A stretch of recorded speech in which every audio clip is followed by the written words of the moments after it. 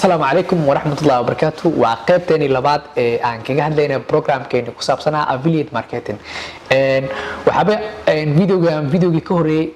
هدي آدم داون وحكار كساقيبتان كره وحكا سو hadalnay waxyaabo badan oo ahaa sida affiliate marketing loo bilaabo waxyaabaha u baahan tahay mindset-ka u baahan tahay maanta waxaan rabnaa ka hadlo sababta yani dadka oo affiliate marketing ka sameeyo ama experience aan ugu soo dhacday yani qofka in uu joojiyo marka oo business-ka noocaas oo bilaabo maxaa sababo waxyaabaha ugu badan yani in affiliate marketing-kaaga uu file grow sababo waxa kamid ah number 1 in yani marka adi affiliate market ayna noqoto aragtid in yani qof kale ka soo aragtid ama dhahdid hebla yani waxaan lacag ka soo sameeyay hebla waxaan ka shaqeeyay ama YouTube ina video ka soo daawatay oo qaab noocaas ah bilowdid waxaas waxay keenaysaa yani failure oo ah si degdeg ah sababtoo ah waxaan adiga passion kaaga maayn wax markaa qabanaysid qofka wax uu qabanayo inuu passion u leeyahay ama ay ka soo go'day mid labaad dooran mawduuc affiliate marketing waxa way ina niche waxa la ama market niche aad dooratid hadii aadan lahayn market niche yani waxa kugu dhacayso fashil sababtoo ah topicyada qaar marka aragtid ina wax ka qortid waxa laga yaabaa sential ina commission aad ku heshid marka qofka in yani commission daily wax ka soo galaan waxa laga yaabaa in ay san noqon wax aad u buuran oo qofka isdhaho waxaan yani wax mustaqbal ma ahin marka mar walba aragtid ina affiliate marketer aad noqotid waxa u baahan tahay ina topicaaga aad dooratid waxa jira waxa la dhahayo keyword research ina sameysid oo aad kala xulatid keyword-ka high paying keyword-ka less paying marka kadib maxaa la dhahaa aad guda gashid in aad maxaa la dhahaa aad wax ka qorto topicaaga number 3 waxa waaye yani qofka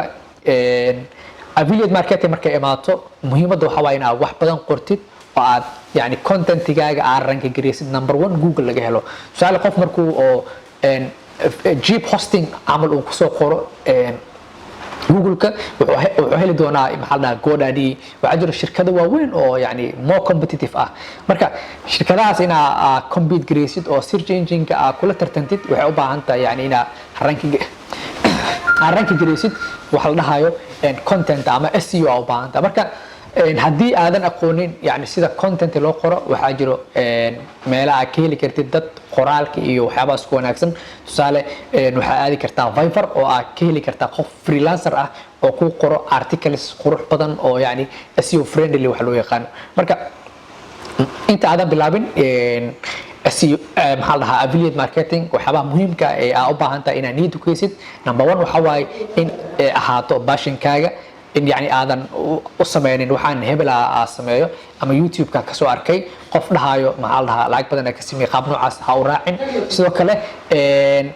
waxa laga rabaa mar walbo in aad yani bilaabaysid affiliate marketing inaad dooratid niche ama market niche waxa la dhahayo kala dooratid product-iga fiican waxa gali kartaa Amazon